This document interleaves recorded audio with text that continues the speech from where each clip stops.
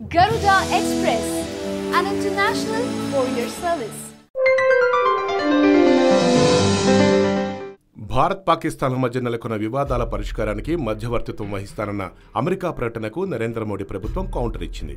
ఈ భారత్-పాక్ చర్చల విషయంలో డొనాల్డ్ ట్రంపే కాదు, ఏ ఇతర మూడో వ్యక్తి లేదా సంస్థల జోక్యాన్ని సహించబోమంటూ పరోక్షంగా హెచ్చరించింది. ఉగ్రవాదాన్ని నిర్మూలించడం, శాంతియుత వాతావరణం నెలకొల్పడం తదితర అంశాల్లో భాగంగా భారత్-పాకిస్తాన్ల మధ్య నెలకొన్న వివాదాల్ని రెండు దేశాలే పరిష్కరించుకోవాలి అన్న విధానానికే కట్టుబడి ఉన్నామని భారత విదేశాంగ మంత్రిత్వ శాఖ ఒక ప్రకటనలో పేర్కొంది. తద్వారా మూడో వ్యక్తి ప్రమేయాన్ని మరోసారి ఘాటుగా తిరస్కరించింది.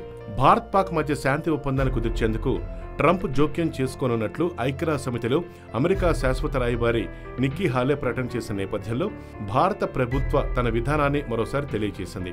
భారత్-పాక్ మధ్య సంబంధాల విషయంలో ట్రంప్ పరిపాలన వర్గానికి ఆందోళన ఉన్నదని, సమస్యలను ఎలా పరిష్కరిస్తే బాగుంటుందో ఆ విధంగా ముందుకు వెళ్లాలని ట్రంప్ సర్కార్ భావిస్తున్నట్లు నిక్కీ హాలే చెప్పుకొచ్చారు.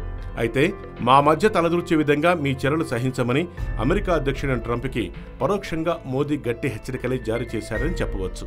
హాయ్ యోయో వ్యూవర్స్, సబ్స్క్రైబ్ చేసేటప్పుడు అక్కడ ఉండే గంట సింబల్ను ప్రెస్ చేయడం మర్చిపోవద్దు.